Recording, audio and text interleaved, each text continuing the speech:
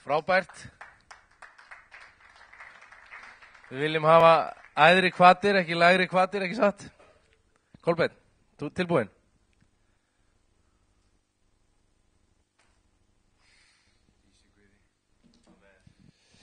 Halleluja.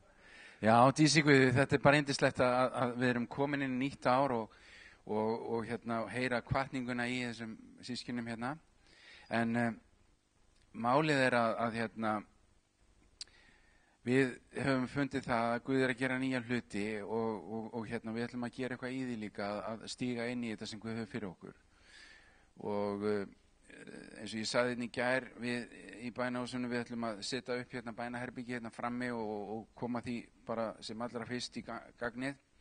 En það búið að setja í gang núna á milli kirknanna, það eru þjóðkirkjurnar og eiginlega flestir í frjálsu söfnunum sem að taka þátt í því að vera með í bænakeðju dag og nótt, það sem við erum að biðja fyrir Íslandi.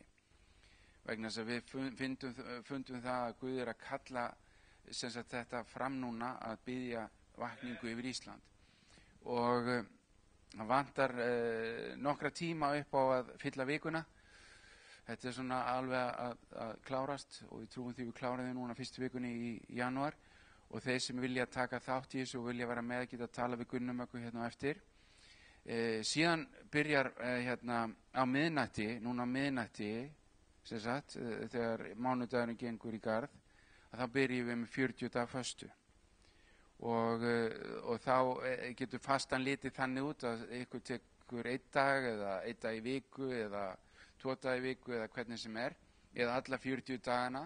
Og það að taka Danielsföstu, grammeti ávexti, djúsföstu, súpuföstu, vassföstu, blanda þessu saman.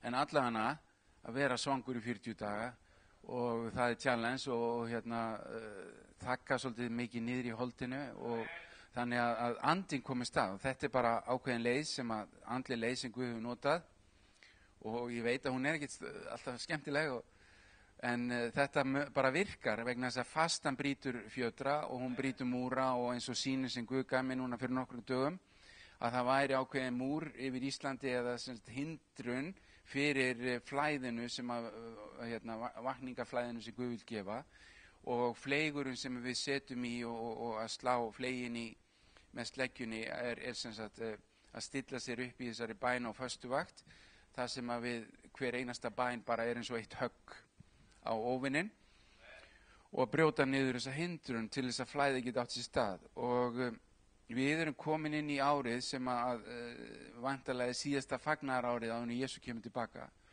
og endurreisn ætlar Guð að gefa og eins og Árni kom inn á áðan að þetta er akkurat það sem Guð er að fara að gera að þetta hús mun fá ráð frá Guði þar sem að við munum stíga fram á ákveðnum nýjum level eða eins og brautryðjendur fyrir það sem að Guð ætlar að gera í Guðsríkinu.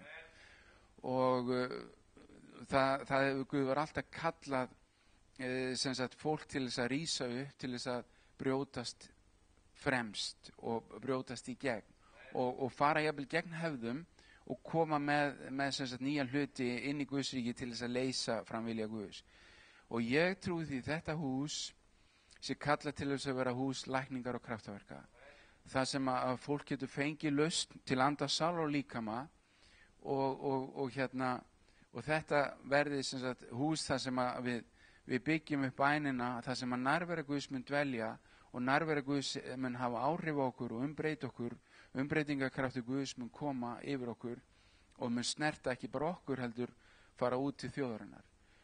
Og við munum líka finna það að Guð mun gefa okkur ákveðna áætlun eða strategíu hvernig við að snerta þessa þjóð ekki bara með bæninni heldur líka fara út til þjóðarinnar og snerta hana og draga hana inn í Guðsríkið. Og þetta er það sem Guð er að vinna, þetta er bara áætlun Guðs og hann bara spyr hver vill vera með mér. Og hver vill, það er eins og við segjum oft þegar við komum inn í bænaherbyggið, hvað er á hjarta Guðs í dag? Og þá segjum við hvað er á hjarta Guðs fyrir 2016. Hvað er það sem hann vill? og tímasetninga Guð skipta máli.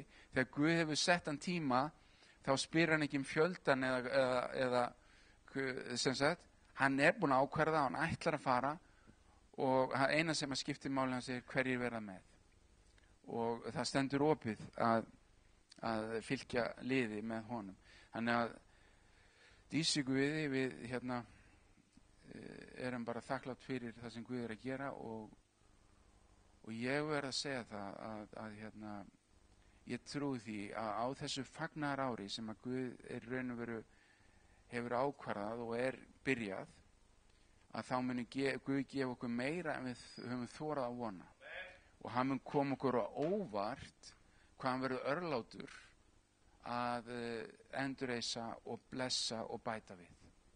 Amen. Þannig að Guð blessi ykkur og takk fyrir.